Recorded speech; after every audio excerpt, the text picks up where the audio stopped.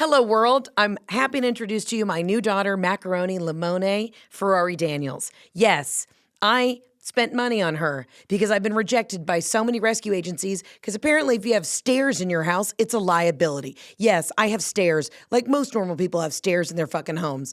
Okay? So sorry I don't live in a one-bedroom condo. Used to, but apparently that's also not good enough. You're precious. Anyways, I'm becoming very bitter about this whole situation, but I want you to know I shouldn't be. I know I'm going to get a comment. Where was the rescue? There was no rescue, but she was the last of her litter. So somebody had to get her, and I did. She's perfect. She's an angel. She smells like Fritos, and we mouth to mouth every night. Right, baby? Can I get a little kiss? Yes, you're best. You're the best. And everybody can suck our dicks. Have a great day. But on that note, very thrilled, very honored that we have Macaroni. She's in the office for the first time today. And she's a good little girl, sleeping through the night. You know, and of course they tell you, oh, you got a crate train. Listen, we got the crate. She's not staying in the crate. It is what it is, all right? It is what it is. We did come home, though, and I put her in the laundry room, and I had this big, like, baby gate that went across the door. I came home the other day. She's just sitting in the bed with Riggs, and I said, what happened here? I'm surprised I didn't walk in the door and they were both smoking cigarettes, playing fucking spades. All right? And they're both just sitting in the kitchen. I said, when I left, you were behind the baby gate that was securely fastened into the door frame. Rigatoni said, not on my watch, and he cut her loose. But listen, this little chunk, this little baby angel's been sleeping in the bed, slept till 8:30, sleeps right at the top of my head, not worried about it. She's good. And I gotta be honest with you, girl dogs, people told me, I only grew up with boy dogs. She's chill, dude. If I brought Rigatoni to the office, we wouldn't have legs on the chairs. No, I'm kidding. He's not a nipper, but you know what I'm saying. So that's where I'm at. You know, it also makes me think sometimes when people like I have a couple fur coats from my grandma, and I wore one once, and I was already like Chris Farley, fat guy in a little coat. You know what I mean? It was too fucking tight. And someone was like, you couldn't wear that. I was like, it's already dead. You know, I'm not supporting that we continue to make fur, but this thing died back in 1928. You know what I mean? I think it's chinchilla. What do you want me to do? You know what I mean? The thing's dead. And I led the people, you should only rescue dogs. Did you adopt a baby? You didn't. So you know what, Catherine? Cork it. You're out here with 7 children driving a Cadillac Escalade. Half the kids aren't even tied in, not even in the car seats. You know, you're hitting cones coming out of soccer practice. We're lucky you didn't take out the fucking Achilles of the coach. Did you adopt? Did you? You didn't. You didn't, so I don't want to hear it. Says the woman who's got a couple eggs left. Bitter party of one. But yeah, that's where I'm at. I have a daughter. We're very excited. And when we got that call in the middle of the night, I said, she's mine. She's us. She's ours. So Macaroni Limone Ferrari Daniels, or when she's bad, I call her Macaroni Grill. Y'all remember Macaroni Grill? We've talked about this a million times, but I love Macaroni Grill. Remember when you go to Macaroni Grill and the waiter would come over, the server would write their name upside down on that paper? You know, they use a crayon and write their name upside down, and you get the penne rustica. The penne rustica was chef's kiss fire, and everything had sun-dried tomatoes in it at the Macaroni Grill. Because I don't know if you remember this, but like 2000, I'd say 3 to 7 was a very big time for sun-dried tomatoes. They put it in everything. I mean, everything. Salads had sun-dried tomatoes. When you think about it now, sun-dried tomatoes, that's an aggressive fucking move for a salad. I was thinking about it the other day too. You know, Italians don't really eat salads. And I can say that I'm Italian, real Italian. You go to Italy, they're not fucking with the salad, and they'll eat the salad at the end of the meal. You go to Italy, what's in a salad? It's some loose romaine, maybe some arugula, Parmigiano Reggiano, maybe a tomato, and balsamic and olive oil, salt and pepper. Bop, bop. That's it. So when you go to half these places and they have a chopped salad with gorgonzola, nuts, raw red onion, and a creamy vinaigrette, bitch, there is no cream. There's no creamy nothing in the motherland. You okay? So I'm just letting you know, though. But I used to go to Macaroni Grill as a 15-year-old kid and just tear that shit up after soccer practice. I'd get 2 penny alla rusticas. It's not alla rustica, it's just penny rustica. And then it would be some waiter who, he'd come over, smell a little like cigs. He'd write his name upside down and would just say, Trevor. You know what I mean? Smell a little like cigs, like a loose cig. And you were like, damn, Trevor. And he's like, he'd write his name upside down, which I always was very impressed by. If you can do that, bop, bop, bop, upside down, you're Mensa level smart. You know what I mean? And my mom's an artist, so we would sit there at Macaroni Grill.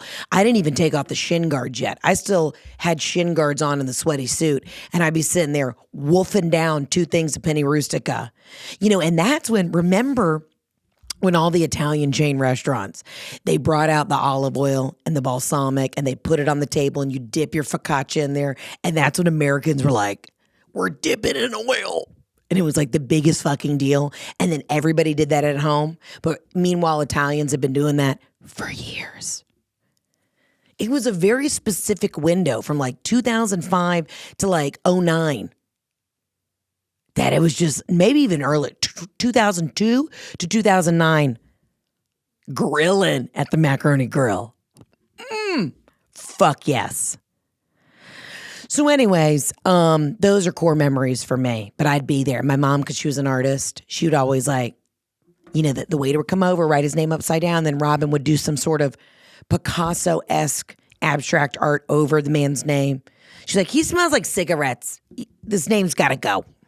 And he would come back to the table and see her masterpiece, but he'd be pissed that out of all the other places on the butcher paper on the table that my mom could have signed her name, and done her art project, it was over his. And that was a domination thing. That was Robin flexing her twat to let the waiters at Macaroni Grill know, don't fuck with me, I'm Italian. And it is what it is. And it was a bold move from Robin, but also a necessary one. You and I both know it was necessary. Anywho, what else is going on, guys? Valentine's Day was just this week. And, Valentine's Day. We're a month out from my birthday. So that's really what Valentine's Day is. It's a launching pad for the Ides of March, which is my birthday. And I don't know if you know this. We talked about this last week, but something's brewing in the air. Most likely an atomic bomb. And I don't say that to scare anybody, but my seeds came in. Last week I told you I had ordered seeds. And my seeds came in for the garden that I guess I'm going to need post-apocalypse. I don't understand why I decided to get seeds. I got seeds, a couple loose cans of water. I got some headlamps, just a couple things to be semi-prepped. Yet again, I have said this, though. If something's going down, because I just feel this weird, like, energetic, magnetic shift, I don't want to be here. When the rapture comes, I'm hoping to go live in the light of the Lord. I'm trying to beam me up, Scotty. Don't leave me here. I don't want to be shitting in the woods, eating MREs, freeze-dried, dehydrated beef stroganoff. I'm good. It's a wrap. Lights out. But I did, you guys, though, this is how lazy I am, okay? I said this last week, but I didn't tell y'all that with my prep, okay? So I said, the world feels like it's about to tilt off its axis. Something's happening. So I said, well, let me get a couple prepping things. Again, I'm the Googler. Quick, little, little YouTube. Lazy Girl's Guide to Prepping. I was like, I'm just going to get 5 essentials. Do you know I did not even, with my day off, drive my ass to Costco to get a couple flats of waters, some rice, and some peanut butter? Do you know that I Instacarted that shit? I am a lazy girl prepper.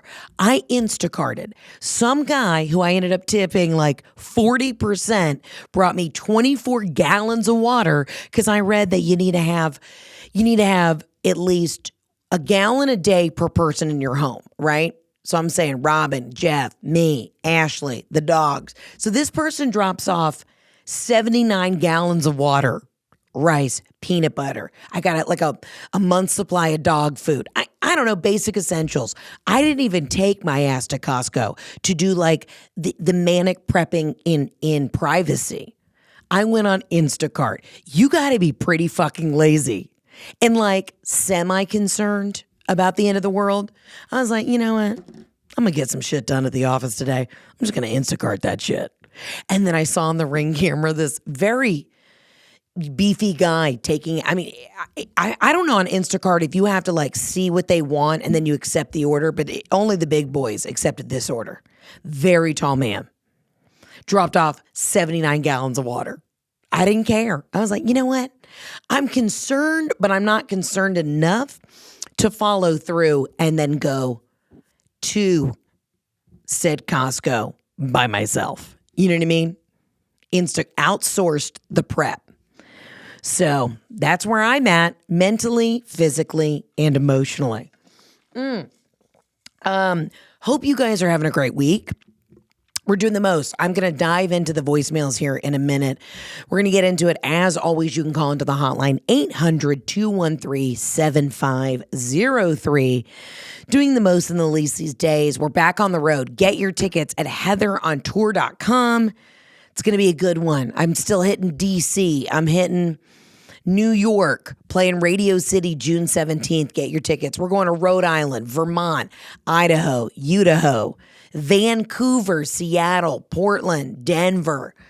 So get your tickets at heatherontour.com. We are truly doing the most. Hi, Heather. I'm going to remain anonymous for this one. Okay. But absolutely not to getting a pube stuck in the back of your throat. I gave my boyfriend a fantastic blowjob last night, but I got a pube stuck right next to my tonsil, and it's not moving. It's been like 20 hours? I'm a speech therapist, and do you know how hard it is to teach someone how to say the K sound with a pube lodged in the back of your throat? I've pretty much been gagging all day. So I'm pretty much using this as an excuse to never give a blowjob again. Anyway, love and light. Bye. So this is what I call an occupational hazard. You're a speech therapist. You're out there deep throating in the mean streets of wherever you're from. And now you got to go and try and teach other people how to act right, how to speak right, how to pull from the diaphragm and not, have a vocal fry. Meanwhile, you're back there and you got a toupee sizzling on the tonsils. Well, I don't know what to tell you. I think, though, what would work, hot water. You're probably chugging cold water. No. I think you need hot water, hot lemon water to sizzle that back. Because I'm going to tell you this right now. Do you know how many supplements, how many fucking giant omega-3s, fish oil pills that I've gotten lodged in the back of my throat?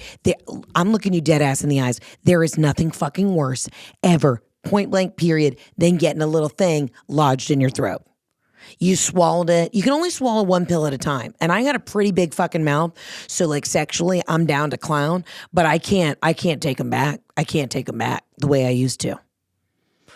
Remember when you were like 16 and you'd take just a loose handful of pills on an empty stomach and then like chug it down with a Diet Coke?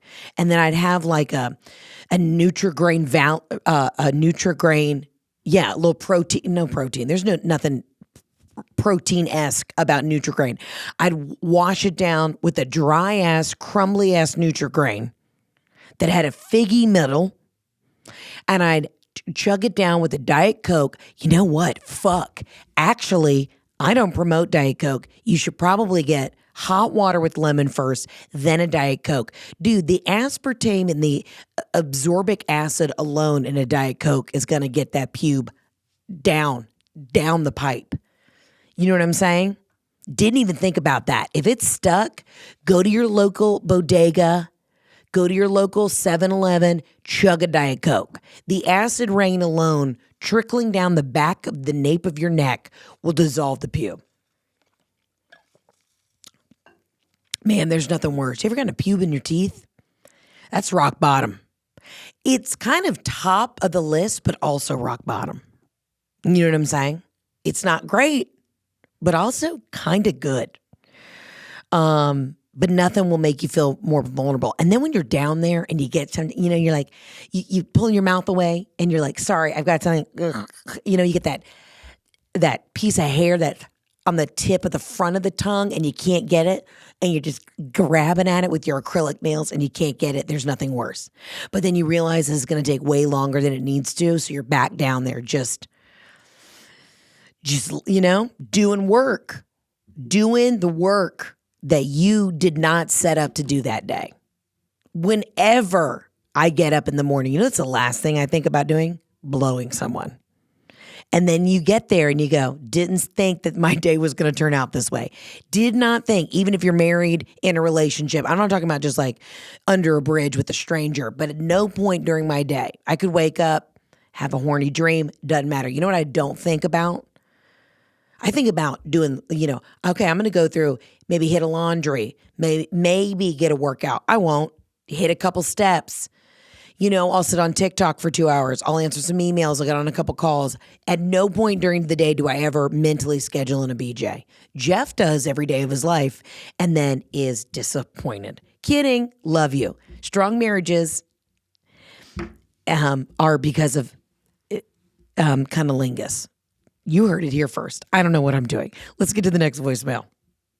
Heather, the Yeah. Canadian girl here, just calling, and I got an absolutely not Valentine's Day edition for you, or maybe not so Valentine's Day edition. Absolutely not to the men that still haven't proposed after 6 years of being together and 2 years of living together. You all had high hopes on vacation last year, and no dice. Then I thought, maybe on Valentine's Day. Not a fucking thing. I don't understand. We talk about it all the time, and there is no time like the present. You and I both know that, so put a ring on it. And also, absolutely not to being at a baptism last weekend and having everyone in his family ask him we're going to get married, including his great aunt, who was just throwing out jabs and mentioned that, next time we're in a church, it'd be nice if it was our wedding. And that hopefully she fucking makes it. So let's get on it. Anyways. Absolutely not. I mean, if you ask my mother, it is all my fault because that's what you get when you move in before marriage. Why buy the cow when you get the milk for free? It's just frustrating. Anyways, if you have any advice, I'd love to hear it. Congratulations on Macaroni. What a little sweetheart. Maybe I'll just go buy myself a dog and then I can put my energy into, I don't know, something that provides unconditional love to me. Love and light, girl. Okay, this is a great voicemail. First and foremost, I hear you. You're frustrated, right? You're frustrated that you feel like you've been dicked around for 6 years and where is the ring? Where is the ring? I guarantee you the ring is coming. If you have been talking about it, the ring is definitely on the way. Listen, I've been with Jeff 12 years. We were at year 8 when he eventually asked me to marry him. After date number 3, we had already said this is it, locked up for life. But I also had high expectations. You know what I mean? I wanted a fat fucking ring. And I basically told him, I said, you need to get your life together. And you understand the amount of people that our friends would be like, when are you getting engaged? When are you getting engaged? I go, when I'll have a bigger ring than you, bitch. When I'll have a bigger ring than you, bitch. And honestly, I didn't even care about the ring. I did. And Jeff did well. But what really mattered to me, I was like, I don't want to pay your student loans. You know what I'm saying? So everybody has this fucking idea. When are you getting married? When are you getting engaged? Lay off me, bitch. I am trying not to pay for Penn State. I'm trying not to pay for the car insurance that's been late. We're trying to get our financial situation in order. And the whole, they're not going to marry you if you're giving them the milk for free. Bitch, let me tell you something right now. All right. I am an organic cow, no RSB, ST or whatever the hell they put in milk. I am hormone free, but also full of hormones. Jeff has been suckling on that teat since date number 3. I thought I waited a long time to sleep with him. He said it was actually date number 3. And you know where we went? Buca di Beppo. And then, feed me some Italian, feed me some penne rustica, and then dick me down. And guess what? It's locked and loaded. I didn't wait. And look at me now, running a shempire. Childless. Everybody's got a fucking idea of when you're supposed to get married. And let me tell you, it doesn't get better. Then you get married and everyone's like, when are you having kids? And you're like, shut the fuck up, Nancy. No one knows. No one cares. Let me live my life. I'm over here, live, laugh, loving on my third trip to, I don't know, Ibiza this year, having the time of my life.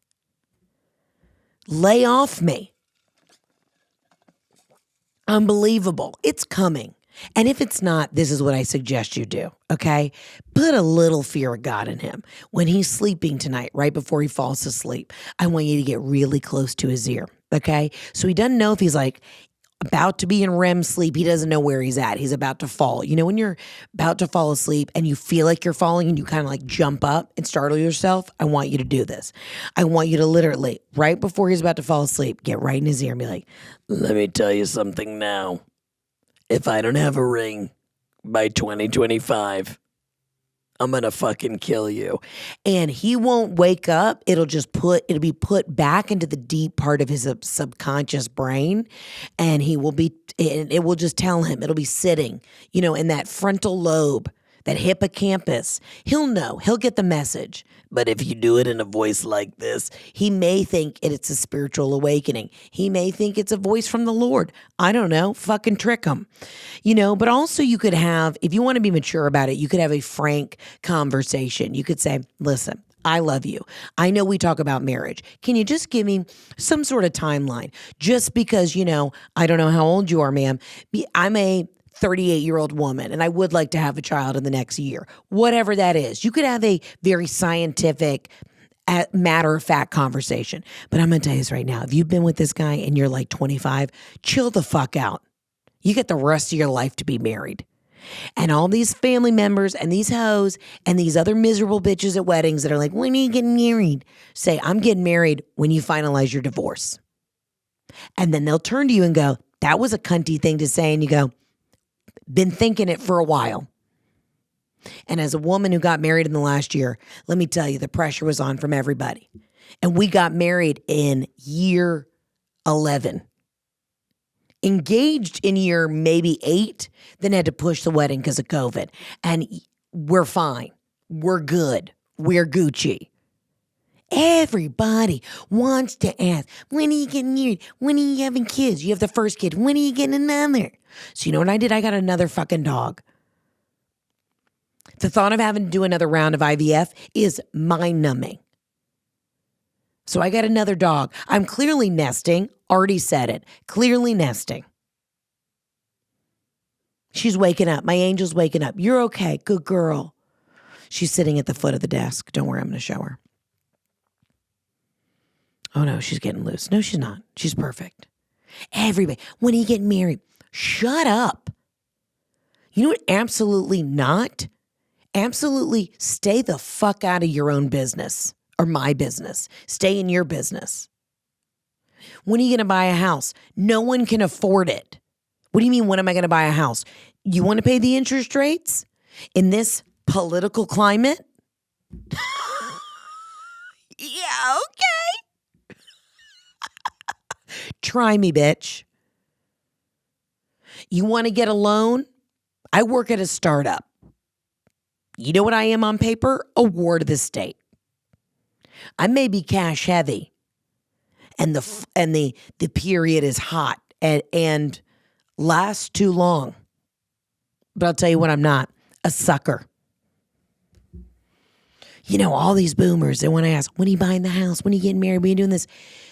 Guys, I don't know how to tell you this. I'm in the bunker. I just Instacarted 79 gallons of water because I'm too lazy to actually prep for myself.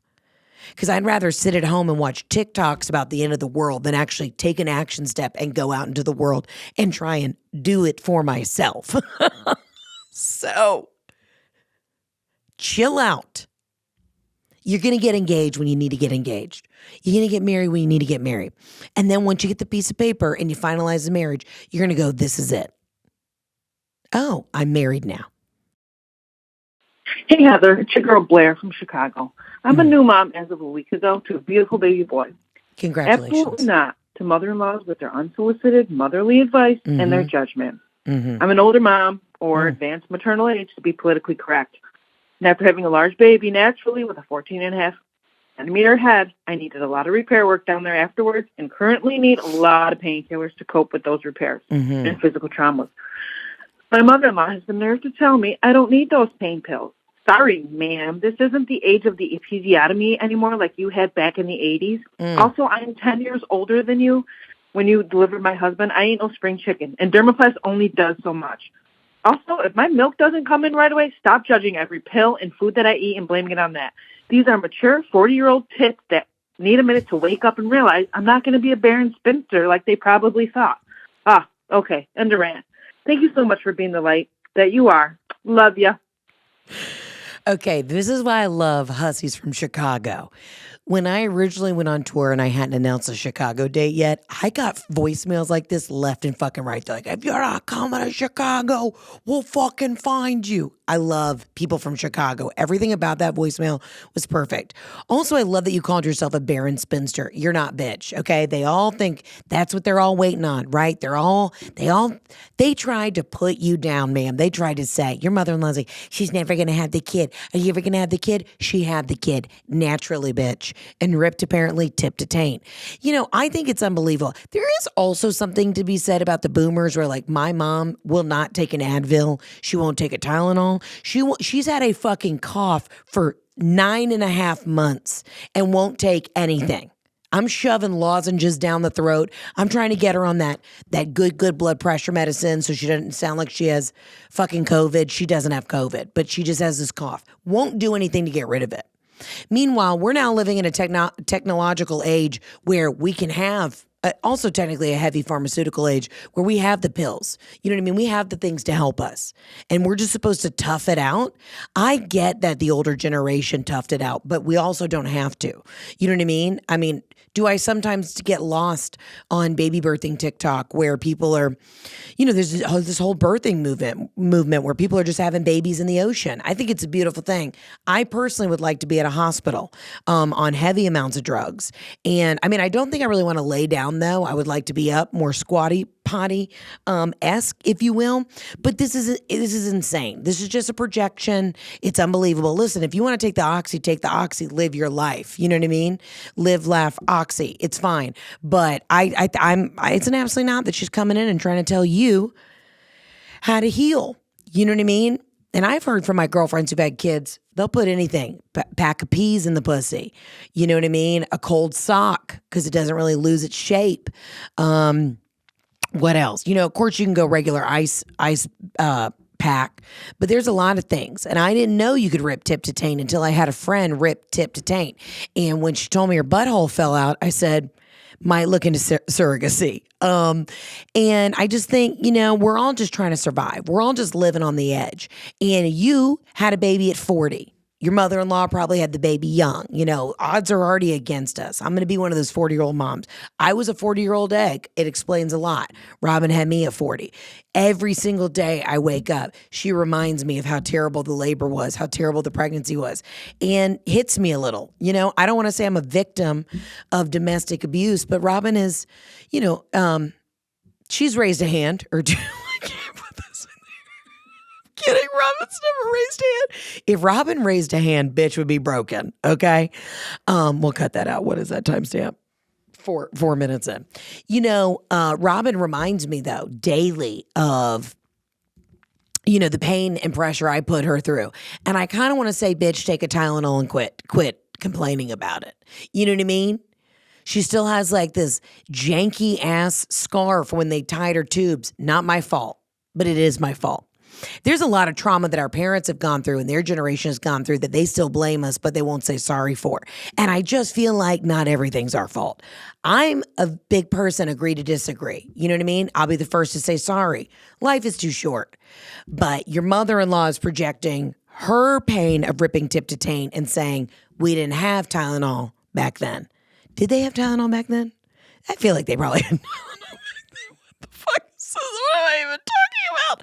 They had Tylenol. What she's saying is they didn't have the hardcore stuff. You know, if she knows that you go home with one oxy because your butthole is hanging out of your body, next thing she's spiraling, you're going to be under the railroad tracks, blowing a guy named Daryl for cash. You know what I mean? She's looking out for the best interest of her new grandson, but she doesn't realize that you're a boss ass bitch, and you're just taking these to heal the pussy. You're not taking these to then end up on meth, and that's a problem. My mom goes there too. She's 75. If I take a melatonin, she thinks this is it.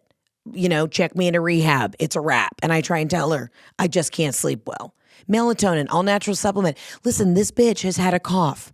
She got a little sinus infection. I gave her an amino acid called NAC. That's actually this thing that everybody should take. When I had COVID, it was the only thing that cured me.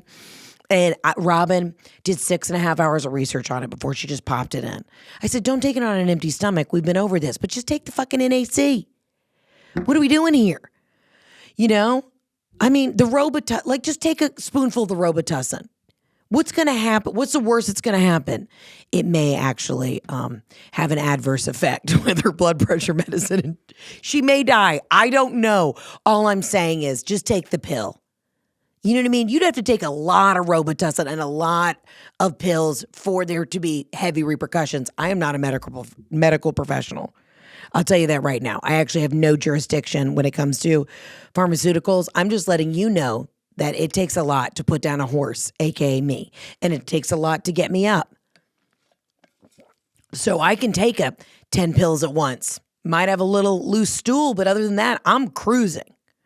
So all I'm saying is to say all this is the judgment from the boomers needs to stop. Also, let it go in one ear, not the other. You know what I mean? Everybody calls in and bitches about their mother-in-laws. They all want to tell you how to live their life, but is she still married? Probably not. Maybe she is in a loving, committed relationship of 55 years plus. But either way, lay off me. I mean, God, you're in Chicago. You're trying to weather the fucking storm. You probably live by the lake. Wind chills are probably 30 right now. You know, you're over here just trying to nest, keep the baby warm. And your asshole's falling out of your body and she won't let you take a pain pill? We got bigger fish to fry. Don't know if you know this. We shot down an unidentified object. Figure it out. Also, honestly, if you can not take those pain pills, maybe don't take those pain pills and hold them because we might need them. You know what I mean? When the nuclear bomb hits, you might need them. So maybe just cut them in half. I don't know. Stretch them. Stretch the pain pills is what I'm actually trying to say. Be the you today that you want to be tomorrow. Let's get to the next voicemail. Hi, Heather. I have been a long-time listener, and I'm now a first-time caller. Mm-hmm. And my absolutely not is my boyfriend of 4.5 years breaking up with me because I have a chronic illness. And it was out of the blue. He called me baby 5 minutes before he broke up with me. He brought me a bottle of Prosecco the night that he broke up with me. And he told me that I'm not in his big picture because I have Crohn's disease. And, you know, just need somebody to make me laugh about it because there's nothing funny about this right now, except maybe everything. I don't know.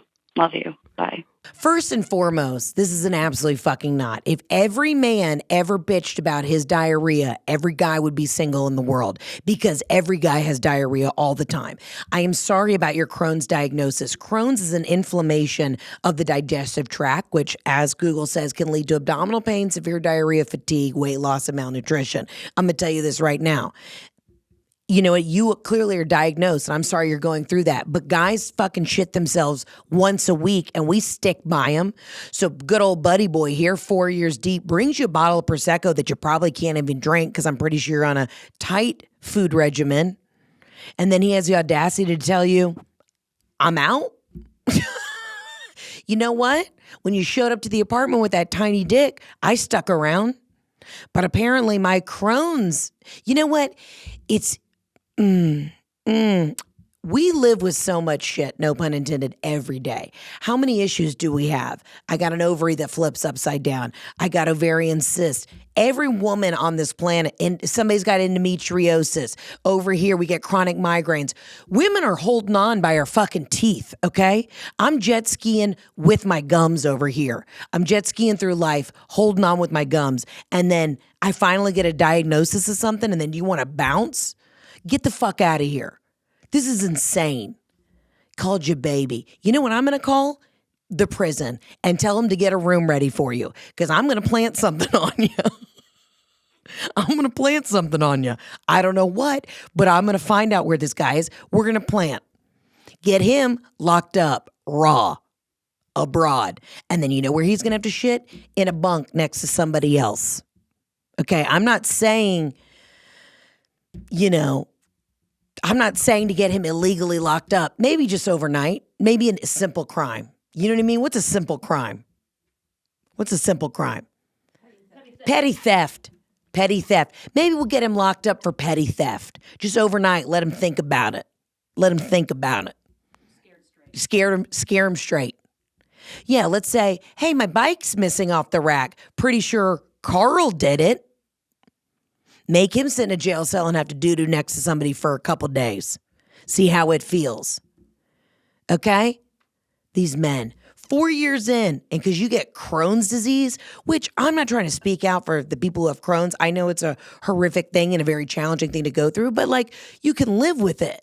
It's not a death sentence, you know what I mean? And I know it's very uncomfortable, but I see the commercial for all those medicines for the Crohn's. You didn't lose a limb. It's not like he's got to push you around anymore. Okay, so you need to be close to a bathroom. You got 2 legs to get you to the damn bathroom. It could be way fucking worse, Carl. Unbelievable. But you know what? This is a good sign. This is a sign from God. You got out before you got stuck with this guy. Because God forbid, first it's a Crohn's, what's next? You know what I mean? Say you do. You're in a skiing accident. You can't walk. You can't walk and you got Crohn's. What are we going to do now? You know who's not going to help you out? You know who's not going to get the handicap accessible van for you? Who's not going to be driving that around and take the time to let the little ramp come down? Fucking Carl. But you know who is? The next guy. Because you're going to find a great guy. And I'm going to tell you this right now. When you get married, it's till death do us part, for better or worse. Every other day I got a new ailment and Jeff says I'm locked and loaded. Every other day he's got a new ailment. You know what we did on Valentine's Day? Signed our wills. We signed our wills on Valentine's Day. That's what we did. And I told him, I did tell him though, in the will I put that I want to be buried in a box, one of these boxes. It's a pod. I don't know what this natural pod burial. It's this thing. It's an eco-friendly resting place.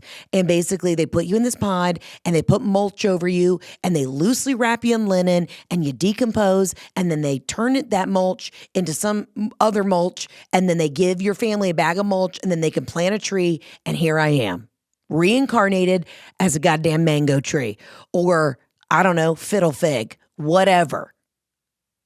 That's what I put in my will. And the attorney was like, we don't have to put that in. I go, start writing, bitch. I don't want to be cremated. I don't want to be buried unless it's natural. Okay? I want you to come beat the face, wrap my ass in linen, and then just let me go. Lock that box, set me in the sun, and let it rip. It's like, they're going to go, is that a summer barbecue? No, it's Heather. Decomposing. Ready to be turned into a peach tree. There you go. So while I probably should say allegedly call the cops on Carl for petty theft, do it. Fuck him.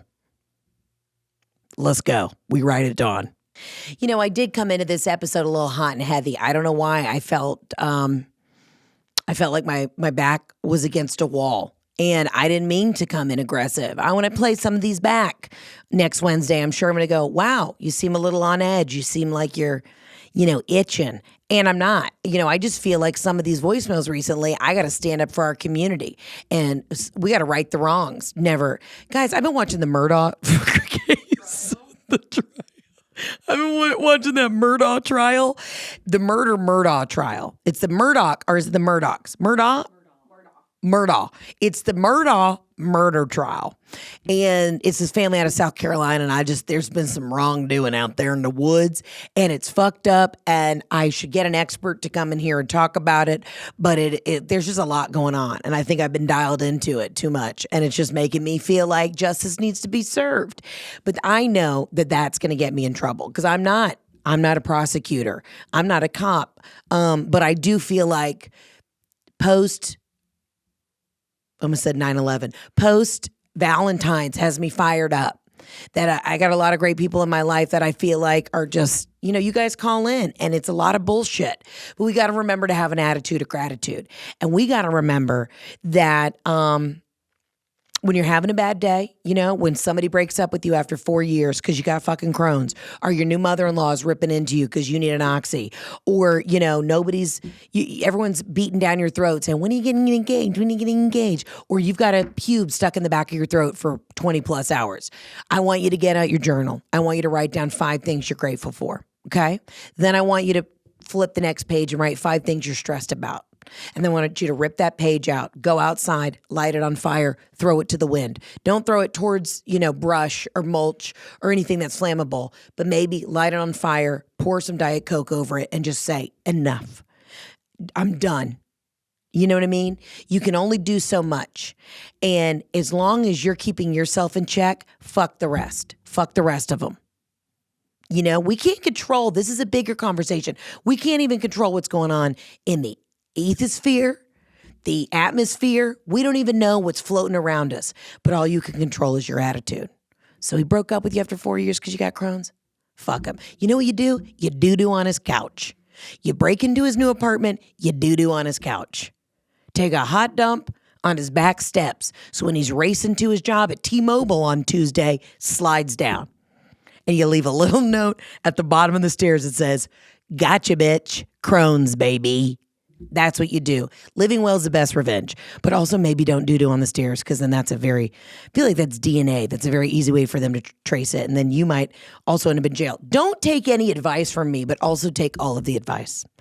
I loved getting to hear the voicemails. I'm very excited that the studio's up and running. I love you. I mean it. We'll be back next week. We do have some surprise guests coming. I can't announce it just yet, but when I announce it, you guys are going to freak. We're in the process of getting I'll say gentlemen to the studio here in Atlanta. It's very exciting. You guys, we manifested this. In the meantime, between time, get your tickets at heatherontour.com and you can always call into the hotline 800-213-7503. I'll see you next week. Arrivederci. Ciao bella.